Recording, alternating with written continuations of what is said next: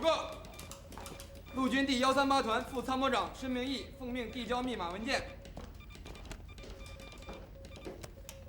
谢谢你，申副参谋长。我代表空军，谢谢陆军兄弟的支持。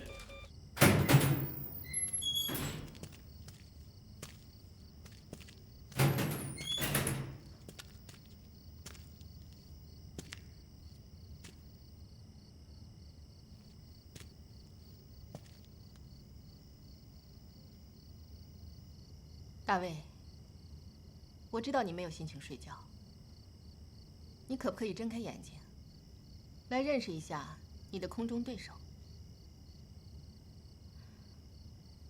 大卫，难道你就真的不想知道，究竟是谁把你打下来的吗？他现在就在你面前。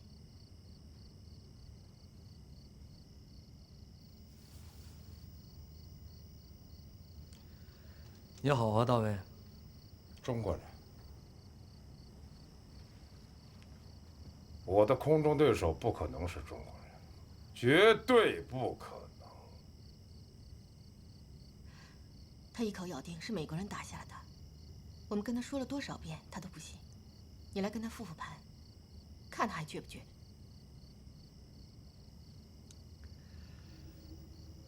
我知道。你们横须贺航校的所有的学员都非常自负，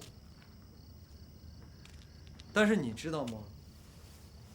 你刚才在空中完成的这些动作，早在6年前，你们的森川教官已经把它带到了中国，并且亲手传授给了我们。我们有很多人叫森川，你说的是哪一个？就是你们现在海军第1联合队的森川俊雄长官。你是说，森川长官教过你？你还记得吗？你在空中对我穷追不舍的时候，我玩的第一个动作就是伊曼门式旋转。是，我很惊讶，中国飞行员怎么可能完成美国专利动作？怎么可能完成的那么纯熟？哼！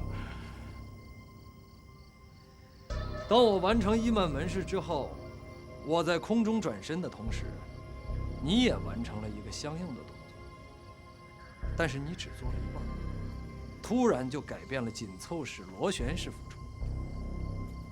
我想知道，你为什么要改变主意？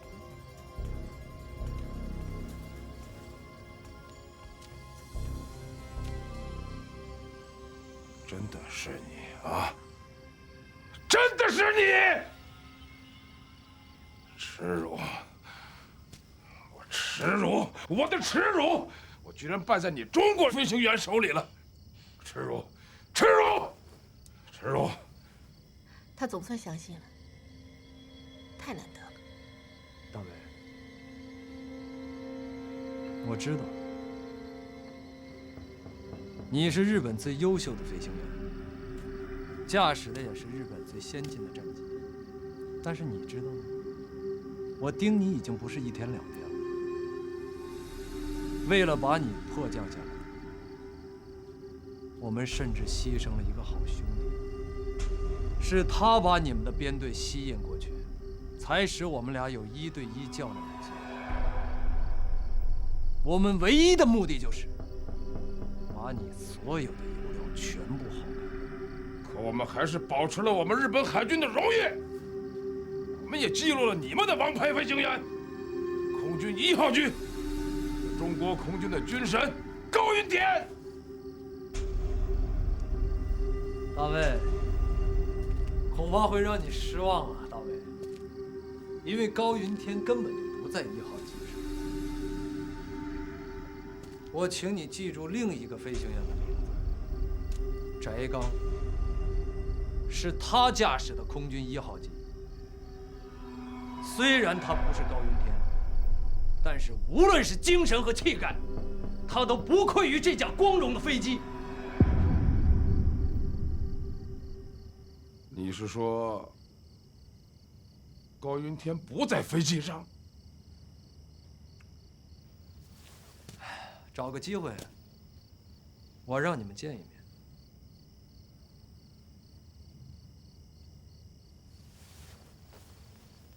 对了，你们的96舰战上面有2个设备，我不知道是什么，告诉我。左边的是海航仪，右边的是夜航仪。使用方法，我必须对照实物才能讲解清楚。好吧，那就等你恢复了以后，我们再见。进来。是。长官，大卫，战俘的生活很清苦，我的一点小意思，希望你在中国能过得愉快。谢谢。撒由那拉。再见。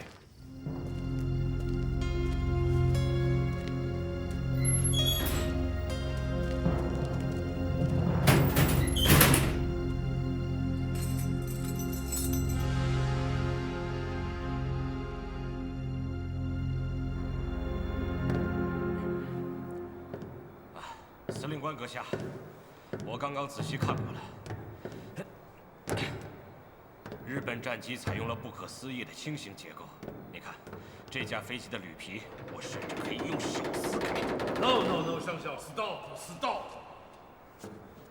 能完整的把这架96舰战给我逼下来，可以说是战术的胜利，是我们智慧的结晶。上校，千万可别把它给我撕碎了。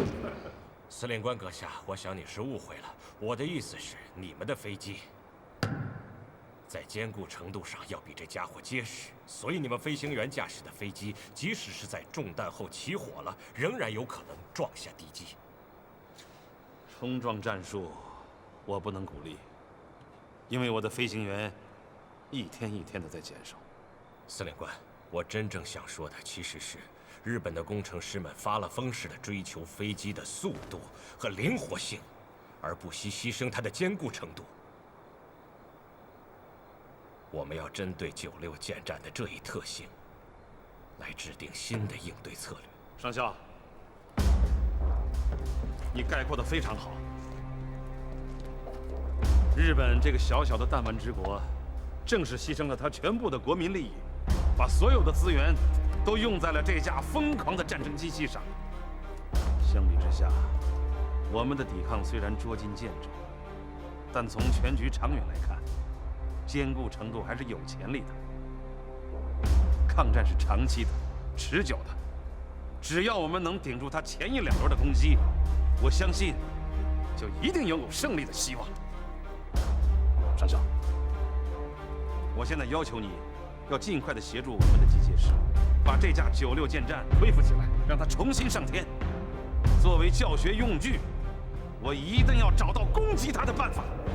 是将军。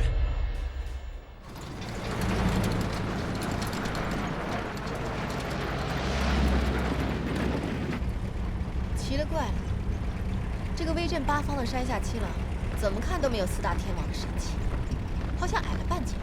虎落平阳还是虎，这王八蛋飞行技术太好了。如果他不自傲的话，我根本就赢不了他。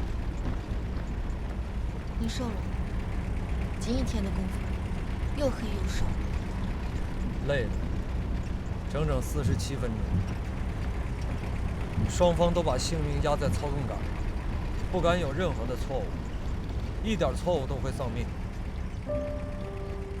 向前开，洪武路右转，去我们家，尝尝我妈妈包的汤。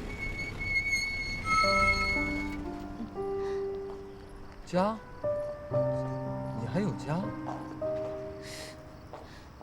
瞧你说的，我怎么就不能有家呀？苏州战事吃紧，我爸妈都疏散过来了，就在那边碑亭下。前些天他们和邻居一起看到你们在空中与日本人作战，敬佩之至，都想见见你本人，对对号呢。我没准备。老人家在大学里教金融的，开通的很，准备什么呀？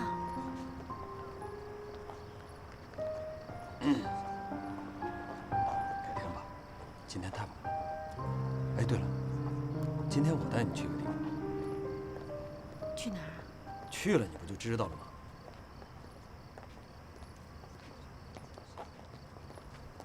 你看我干什么呀？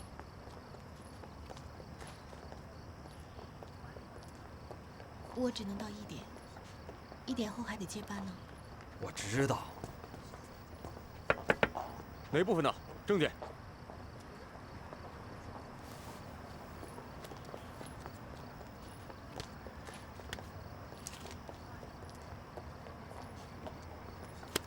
打扰了，中尉。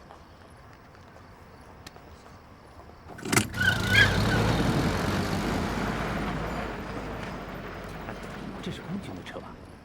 厉害，厉害。打仗厉害，泡妞也厉害。他是什么人？别打听，反正是个鼎鼎有名的人。哎呀，是什么人？快说嘛！你小子嘴快，就不告诉你。哎，哎，怎么说话呢？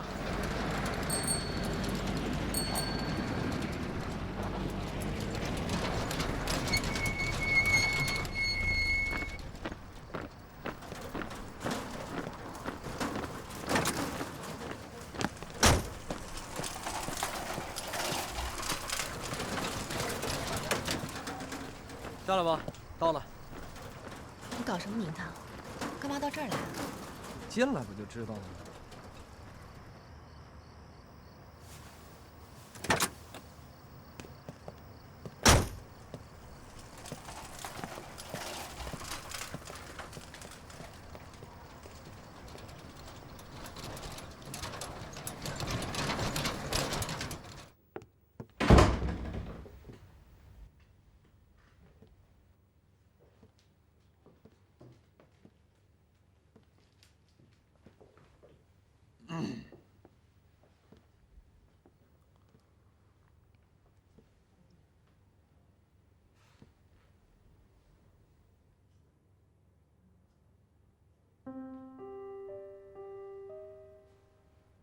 你干嘛老这么看着我呀？处心积虑呀你！嗨，这少平，你就让他弄得简单点儿，弄这么奢侈。少平，那个服务团呢？他替你们提供这个服务。少平为人热情，一副热心肠。是够热心肠的。你们连这种事儿都一块合谋。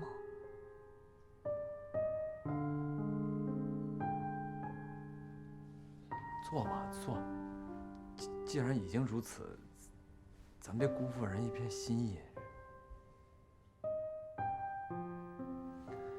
行行行，那我跟你说实话吧，不是少平的意思，是我的意思。你的意思？对。你的什么意思？我早在空中就想好了。空中？当发动机停车以后，飞机只能靠着惯性滑行。当时我就在想，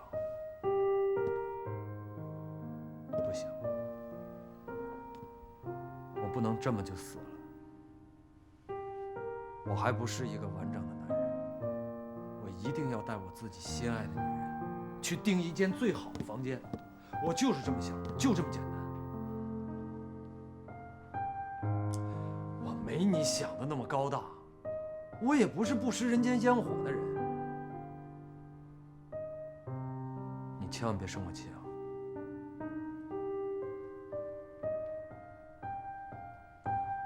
当然了，这事儿得你自愿，我不会逼你的。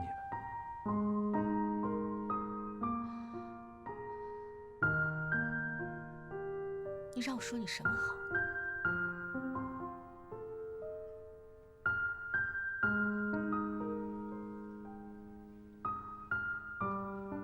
坐吧，你老站着我心慌。不坐，坐下来我心慌。你心慌什么呀？我又不能吃了你。长岭，老实说，我也没那么坚强，我也会控制不住自己。那就别控制了。你了解我吗？你知道我是什么人？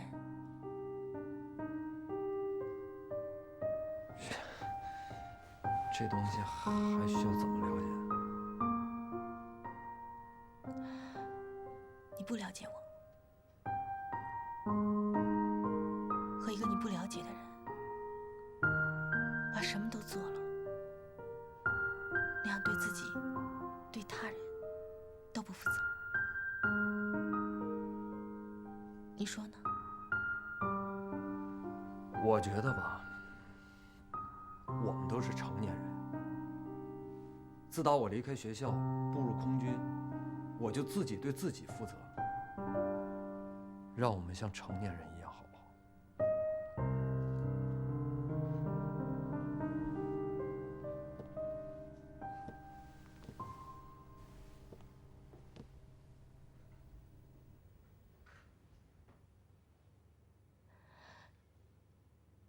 你觉得你是成人吗？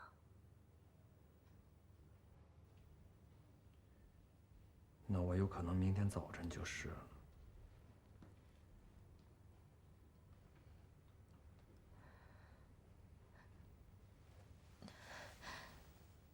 长岭，别再走下去了，这样已经很好了。能够心心相印，不是什么人都能够做到的。我很珍惜和你已有的这些，真的。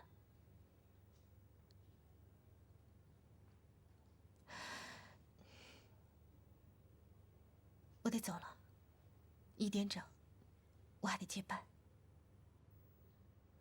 你老像剩女一样，时间久了别人会烦你的。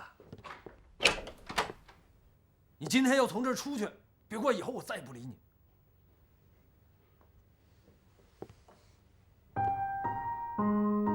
别耍小孩子脾气，你已经是成人了。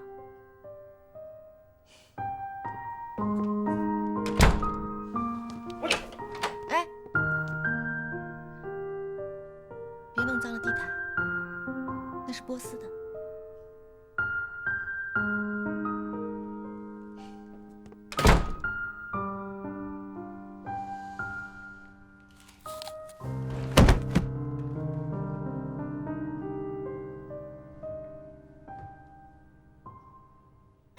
为了彻底击垮支那的民众抵抗意识，从今日起，我将增加对支那首都的打击强度。尽管长国大将不愿意调回我支援陆军的飞机，我现存的飞机完全有能力飞满2个架次。这样，实际我飞临南京上空的战斗机就可以突破100架次。此等强度的打击，对城市居民是再恰当不过的。在方圆5公里的城市中心，几分钟之内集中使用200吨的高爆炸弹和燃烧弹，先是爆炸，其后大火蔓延，瘫痪他们的组织秩序，中断他们的城市生活，迫使他的普通居民要求他们的政府尽快的结束痛苦和苦进而要求结束战争。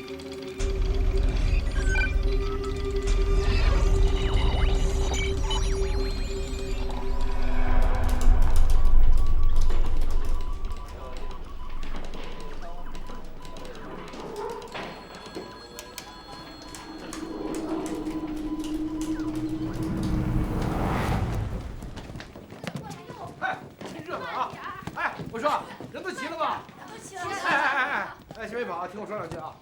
这个人工房室里边啊，又湿又冷，一定要把东西带齐，多带不怕啊。听见了吗？尤其带孩子的，多准备点东西啊。看看行，你们上去再看看什么没带的，我们等着你们啊。好嘞，好嘞。哎，嫂子，我帮你拿。哎，这个还是我自己拿吧，谁拿我都不放心。啊，筋筋细软吧。什么细软呢？这是他那俄国女人的情书。啊！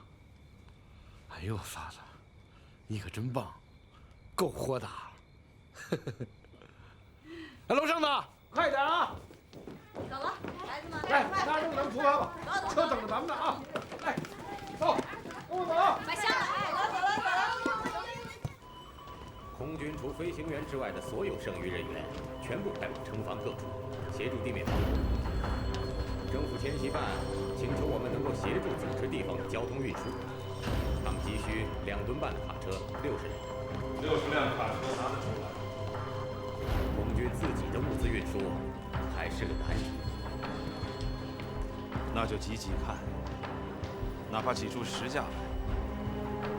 我们空军既然不能在空中有效的御敌，那就在地面安定人心。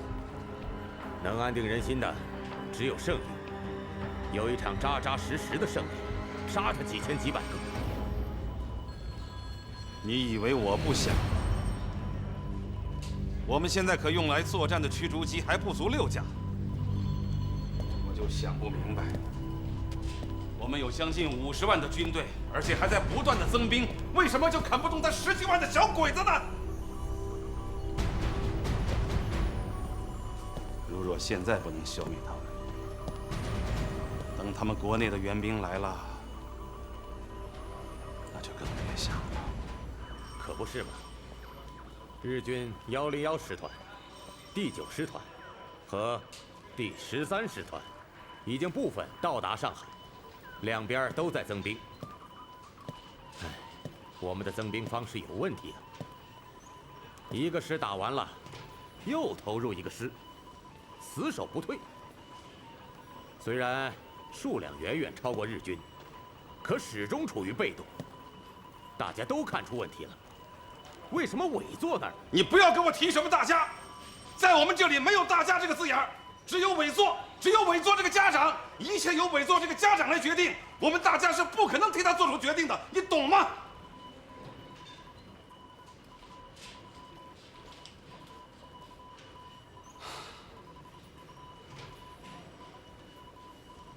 从现在开始，我们航前指的主要功能，从作战改为防空，减少损失，拯救生命。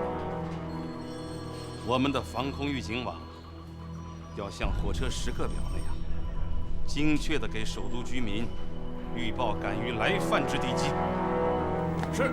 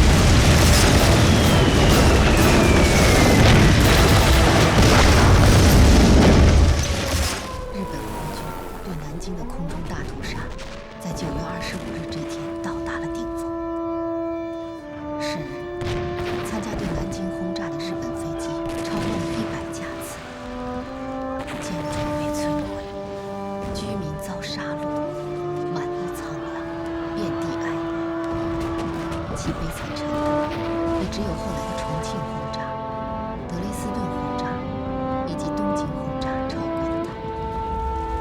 当日，中国空军仅存的飞机全部上停南京，但并未取得战果。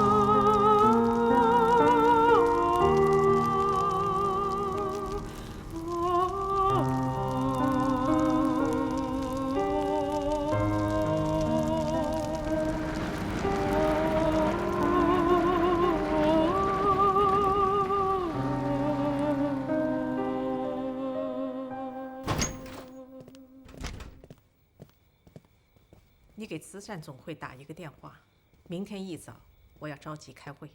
是，夫人。您看看这个，也许您会好受一些。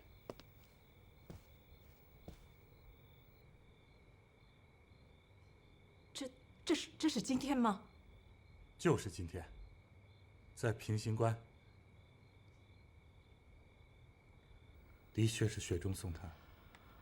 在这么个灾难的时刻，是血雨中的一道彩虹，是彩虹啊！也许我们不得不对共产党的毛泽东另眼相看。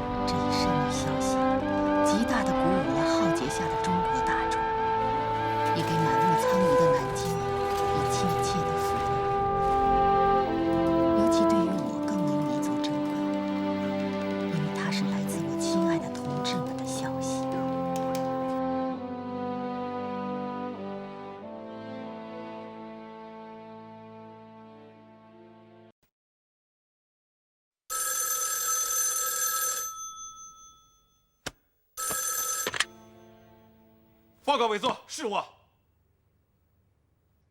请委座放心，我抓紧时间修复，最迟在明天白天，南京用以作战的飞机至少可以达到7架。是。什么？山西？是。是委座，我立刻去办。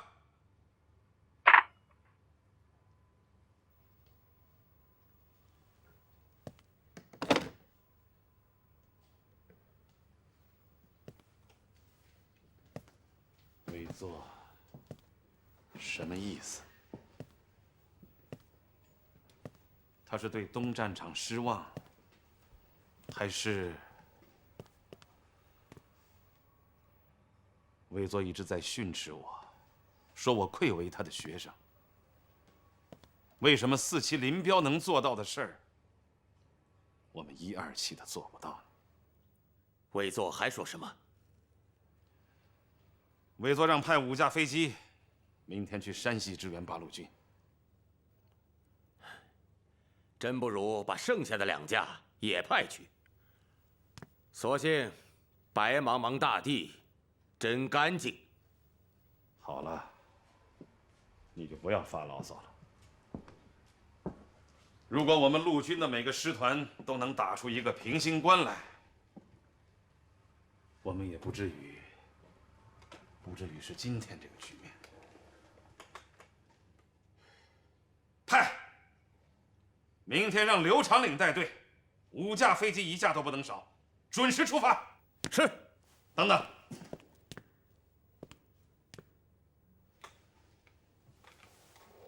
你去给兰州的毛将军打个电话，问问他，我们的援兵什么时候可以到达？是。哎，刘爷，50机枪弹我给你装了250发。我们担心啊，山西机场那边没有同类口径的弹药补充啊。再装100发，支援八路军地面射击。机枪比炸弹更重要，把所有的航弹都拆下来，换成机枪弹。好。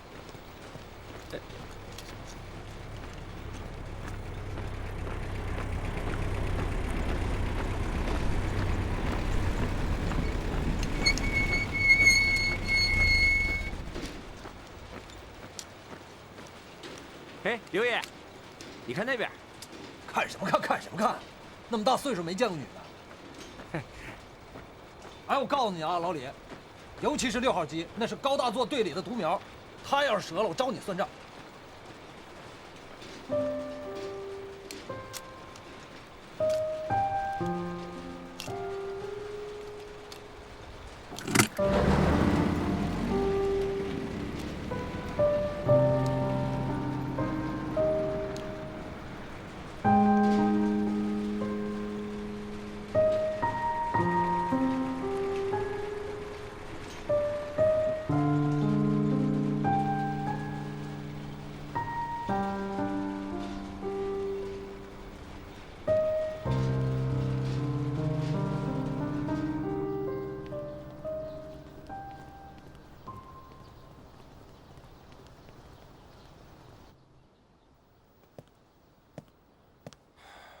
没这么办事的。我们来兰州已经1个月了，这苏贵人到达的时间一拖再拖。现在南京完全丧失了空中防御，我们居然连1架飞机都没看见。1个月都等了，2个小时就等不了了？再等等，人家毕竟是一个飞行团的长途飞行。光中途停靠的飞机场就有11个。报告，副司令官，落了1架卡秋莎。看清楚了没有？到底是几架？就1架。不是一个近卫飞行团吗？怎么就1架呢？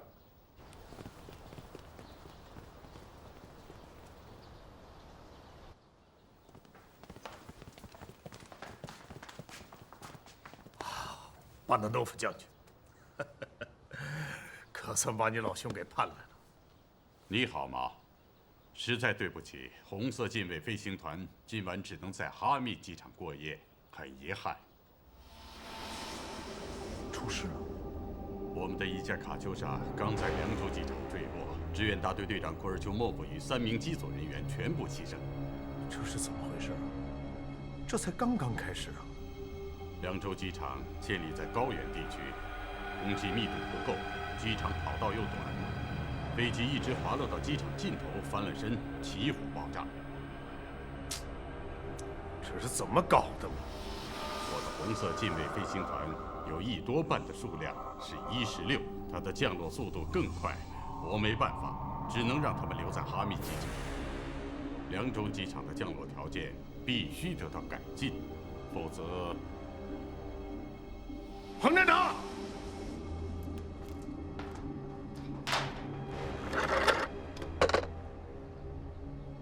给我找一下航站长老王。是老王吗？马上以我的名义给凉州机场陈光明发电报，限他在2天之内重新整修我凉州机场，加长跑道，确保我苏俄飞行团中途降落。如果再出现这种事故，我送他上军事法庭。巴拉诺夫同志是苏联援华航空团的总政委，也是总领航员。巴拉诺夫同志，首先请允许我代表蒋委员长、蒋夫人，对我们苏联红军功勋飞行员库尔丘莫夫以及全机组人员致以最深切的哀悼。好，请全体起立。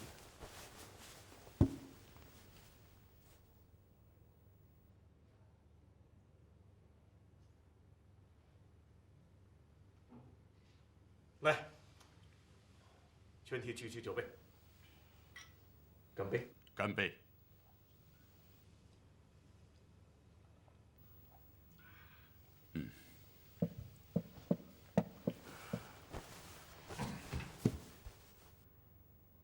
好了，布拉格维申斯基同志。是，长官。库尔丘莫夫中校未能完成的任务，由你来接任。你现在是志愿驱逐大队的大队长。是，总政委同志。祝贺你，布拉格维申斯基。哦，上校你会俄语啊？我们是同行，我也是驱逐机的队长。哦，我顺便介绍一下，这就是我们大名鼎鼎的高云天上校。截止到现在，他已创下了击落日寇5架飞机的战绩了。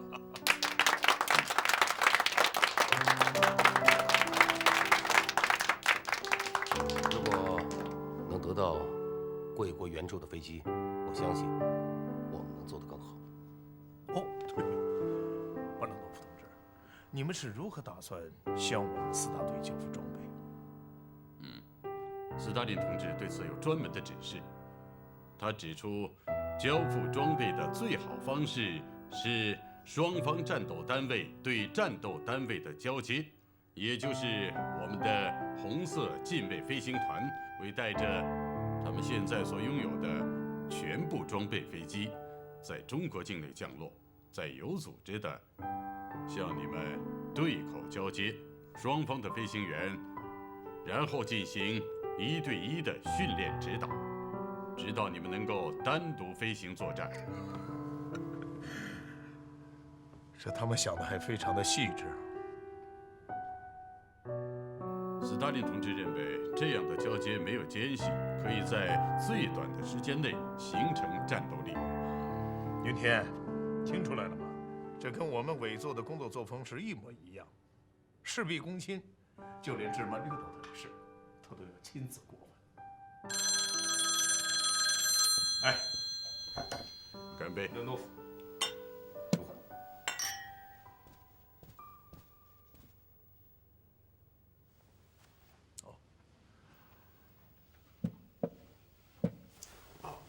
大家请慢用。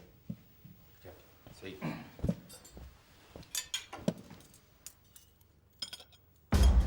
你说。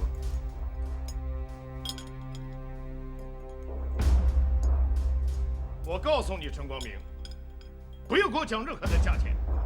我不管你采取什么方式，天黑以前必须给我找到2500名劳工，连夜整修我们亮州机场跑道。没有机械，石碾子有吧？铁锤、钢钎有吧？不管怎么说，天亮以前我必须看到光滑平整的跑道。你是木头脑袋呀，你就不能动动脑筋吗？碎石子不平，灌上泥浆不就平了吗？另外，我再告诉你，时间不可能改变。明天下午，我们红色禁卫军飞行团24架战机将准时的降落在我们亮州机场跑道。如果再出现一些纰漏，别怪我毛某人军法无情。